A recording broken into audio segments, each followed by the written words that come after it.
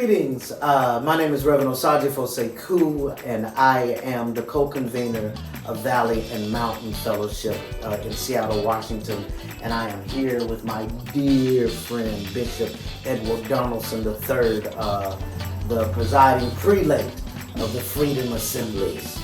And again, my dear friend, and we are about to jump into a wonderful conversation about his book, Black Life Matters and Intersectional Theology. Why did you think it was necessary to write the book? Why is it important at this point to have a theological reflection in this particular kind of way about Black Life Matters? Well, the Black Lives Matter movement does not have any explicit God claims. It doesn't even talk or address really organized spirituality. It has overtones of spirituality.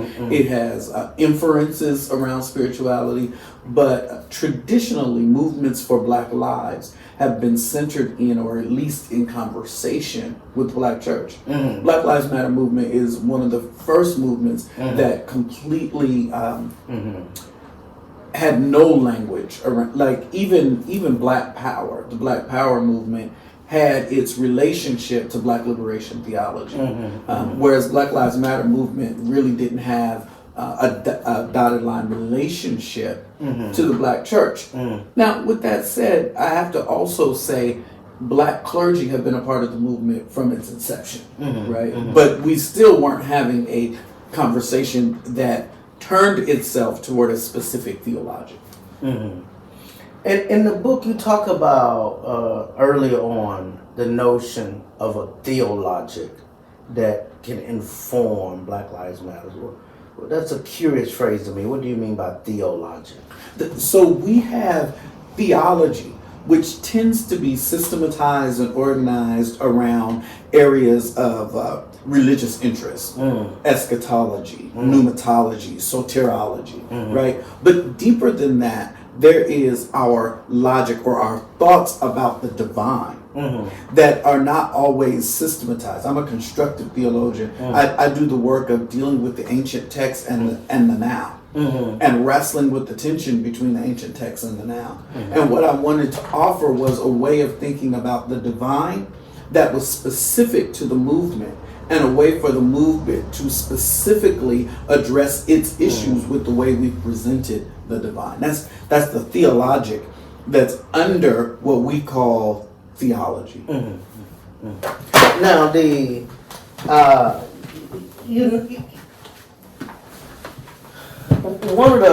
gonna start backwards in the book. I'm gonna start backwards. And one of the is particularly around some of the language from some of the respondents. Why was it important as a theologian for you to do some kind of quantitative research?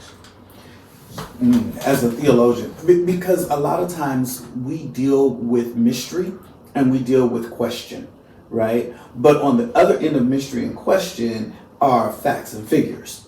So to put facts and figures in conversation with mystery and question is really the task of a public theologian. Okay. So now, one of your respondents, tell me about the survey that you did.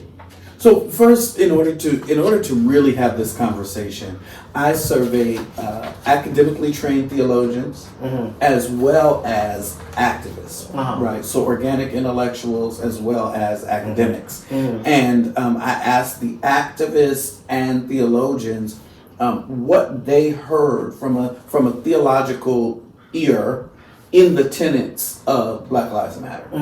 And once that survey was completed and coded and got all the responses, then I took it to a focus group. And the focus group was a focus group of Black pastors, cross-section of denomination, cross-section of age, cross-section of region.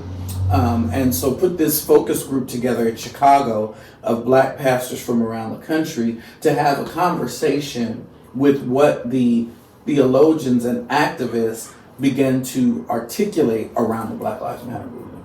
And what was one of the glaring contradictions that you saw, like from the outset?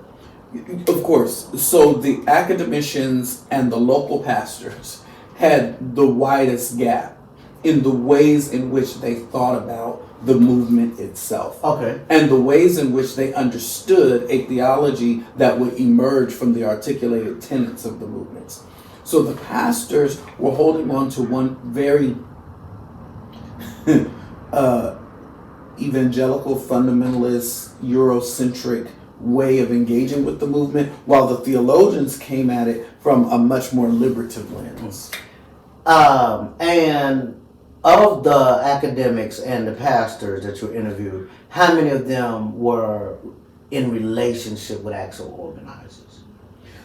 So all of the theologians were in relationship with actual organizers, both the practitioners and the academicians.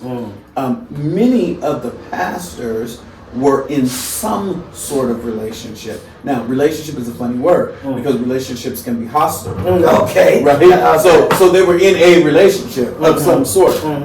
But most of the pastors struggled with some of the fundamental tenets of Black Lives Matter. Like particularly around gender? Around gender, sexuality, the nuclear family, anything that would constitute what we call a progressive or a liberal leaning lens was difficult for the majority of the Black pastors to embrace outright. Now, in the text early on, you say, this book is not primarily concerned with whiteness, which you previously give a rather dense analysis of what whiteness is in terms of its trans-historical, the way it changes over time. Sure. But it says the book is primarily not concerned with whiteness, rather to the voices from the margins coming in the center as full members of the global community. And then you go on to say that Black studies is the force of belief that blackness is not one critical but one critical and urgently necessary disruption to epistemology. The theology philosophy that produces a world, a set of protocols wherein black flesh cannot clearly breathe. And so, and in part, you cite Sean Crawley's Black Pentecostal Breath in that paraphrasing.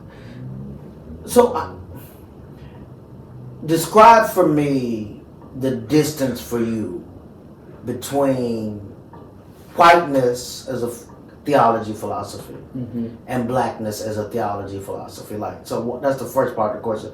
What is the distance between those two? The distance from Jerusalem to Rome. Say more. So the reality of whiteness, and when I talk about whiteness, I don't talk about it as a skin color because it really is a moving standard of normativity. But whiteness is a proximity to power and privilege. Anything on the underside or the opposite side of power and privilege is marked by blackness, right? It's queered in that way. And so the distance is who's on. Interesting. What part of the ship did your ancestors come over on, right? Like who's on top and who's underneath. And that's really the distance between blackness, which is not monolithic. There are as many ways of being black as there are black people. But whiteness is a ubiquitous standard of normativity rooted in anti-black imperialist, capitalist, cis heteropatriarchy. And then from that distance, so we got the distance you've marked out. The other piece is then how do you see Black Lives Matters? Where does it sit in those two, between the whiteness and the blackness, as a theological construct? What are right. So as a theological construct, Black Lives Matter is black, right? Now, when I wrote the book in hope of the potential of what Black Lives Matter could manifest to be based on its published tenets, right? Where we are now is that we see Black Lives Matter co-opted by empire in the way that empire always creates a problem and then pretends to be the solution to the problem that empire created, right? So where Black Lives Matter sits now and where Black Lives Matter sat as I wrote toward a eschaton, toward a hope. It's set in a prophetic tradition. It has not lived into the prophetic tradition, in my opinion, in the way that it could, because it was co-opted by empire. But from a theological standpoint, based on the tenets, it is the eschatology of the kingdom now. Now, and then you go on to say, as you can see, I marked this up real good. In terms of the ways in this, I just want to read this. Is the critical task of remembering, right?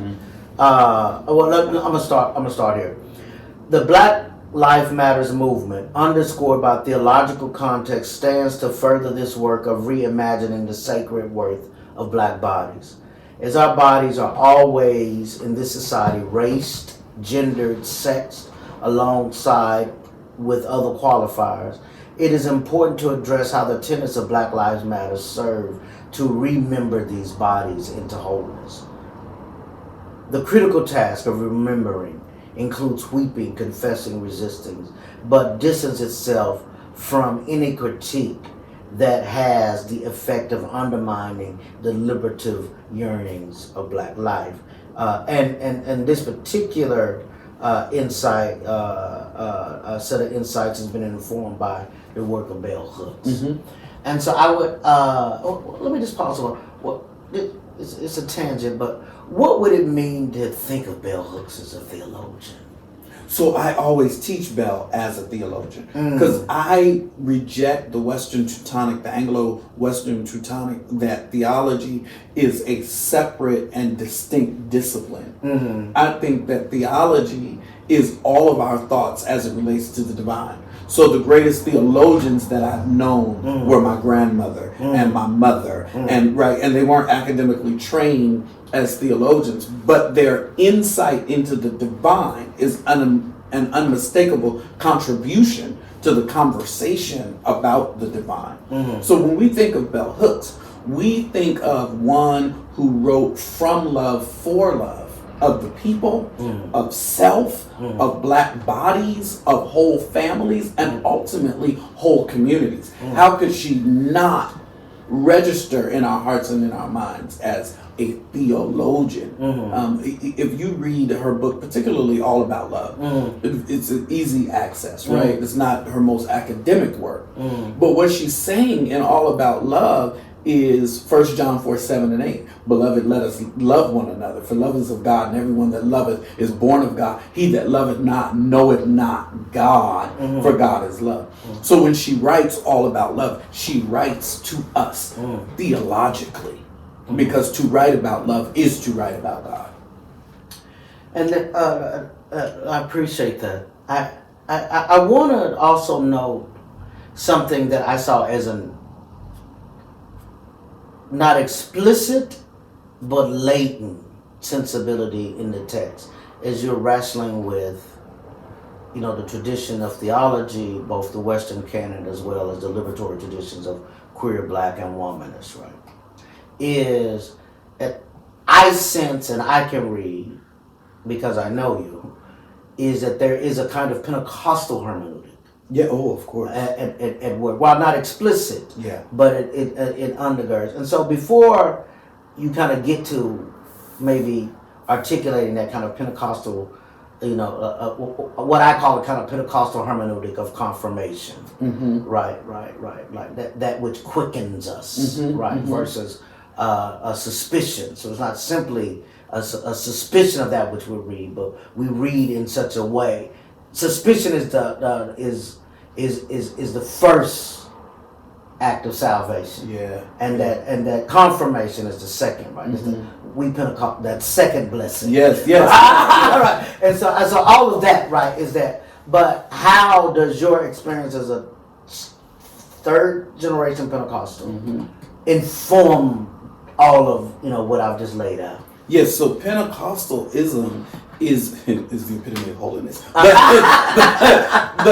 holiness is right. The moment of Pentecost, right? Let's just talk about the moment of Pentecost, is the moment of deep listening. And they heard the word in their own language. So there's something about a hermeneutic of hunger that is uniquely Pentecostal. They went to Jerusalem to tarry, to wait, right? And in this period of waiting, Spirit comes, right? So our hermeneutic is not just a hermeneutic of suspicion.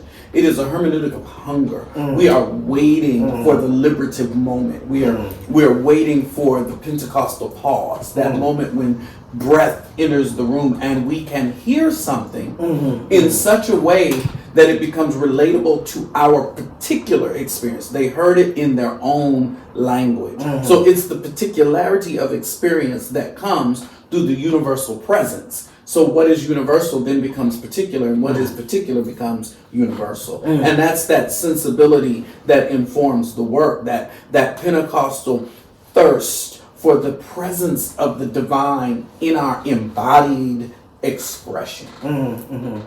And so with that in mind, how does that kind of Pentecostal hermeneutic undergird your own writing? Yeah, because Black Lives Matter is a pregnant pause. It waits, it's anticipatory. It waits for the response. It, together with all of creation, groans for the revelation of the children of man, right? Like, it is a cry for the Imago Dei.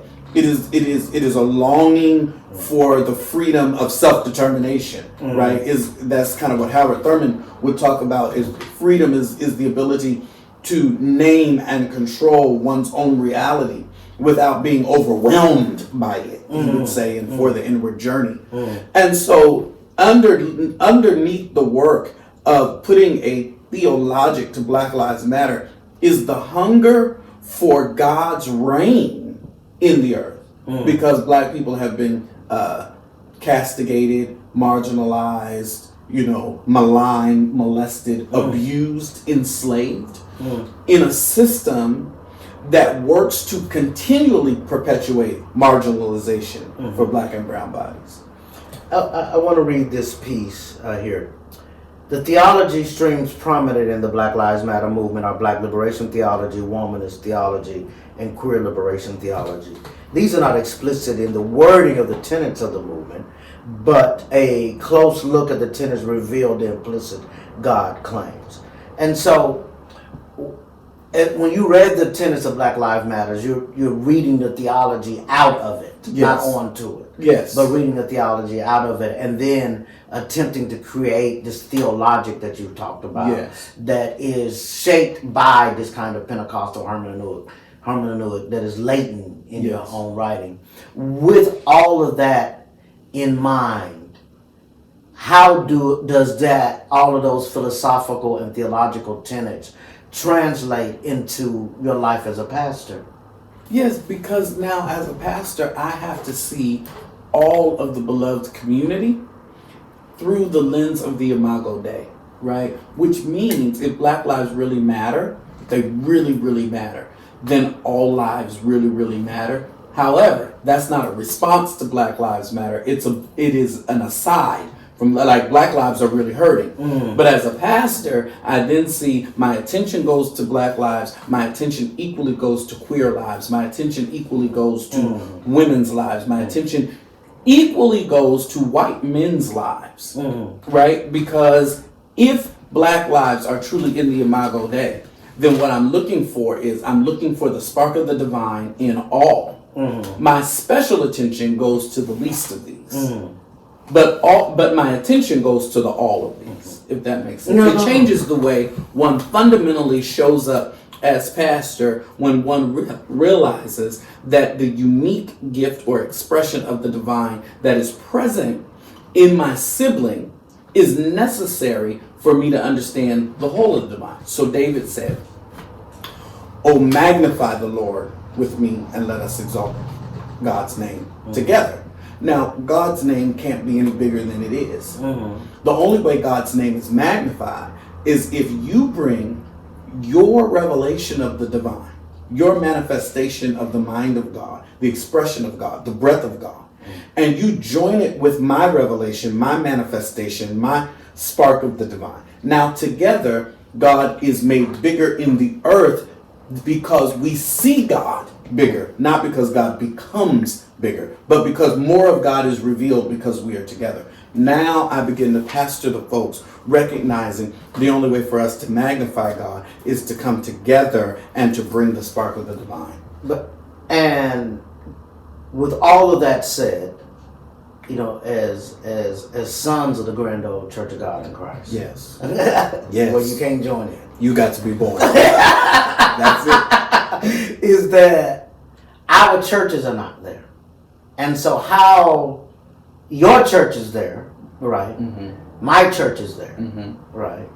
But the vast majority of particularly Black Pentecostal churches have not been able to reconcile around questions of queer sexuality, which is impacted by, little reading of the text. Some would argue a lack of certain kind of literacy among clergy, and the obsession with holiness in a way that it is almost an idol. So in fact, it is, because they forget in that Hebrew text that Mason loves so much. Seek peace with all men. Without holiness, none can see God. It begins with the seeking of peace. Right. And so, how have you been able to move in Pentecostal assemblies, formations, and episcopacies, given that this lies outside of much of where they are theologically? Because I don't have to be one of to be one with, right? And I can show up, understanding that the strong ought to bear the infirmity of the weak, right? Like, I don't cancel you, because to follow Jesus is to be called into community, even when community is hard. So I show up in hard places, because if indeed I have a better understanding or a more excellent understanding, I am then the strong. It's my responsibility to bear with the weaker, right? And so then I show up understanding that much of the reason that Black Pentecostals are still struggling in areas of sex and sexuality and gender relationships, etc., has everything to do with being oppressed. And oppression teaches only two things. It teaches how to oppress and how to be oppressed. It will never teach liberation. It only teaches oppression. And so I understand some of my siblings to be suffering from oppression sickness, right? So I come as a doctor to bring healing, to bring gospel into those spaces and places, and that takes time. It's not an overnight. This is a Burger King generation, your way right away. It's never that. We journey with folks and tolerate stuff that we shouldn't tolerate until we can help folks. You sit on an old mat weaving a new one. You don't just pull the rug out from under people, right? You weave a new mat with them so that when they stand, you have a place to take them to. So what they're giving up is replaced by something that they're going to, so that they don't fall in the process. Yeah. So I show up to partner in those spaces to offer a prophetic critique. Yeah. Well, thank you so very much, dear brother. Thank you. It's so good to see you as always. If you get a chance, you got to get your hands on the Black Lives Matter movement toward intersectional theology by Bishop Edward Donalson III. Thank you. Thank you.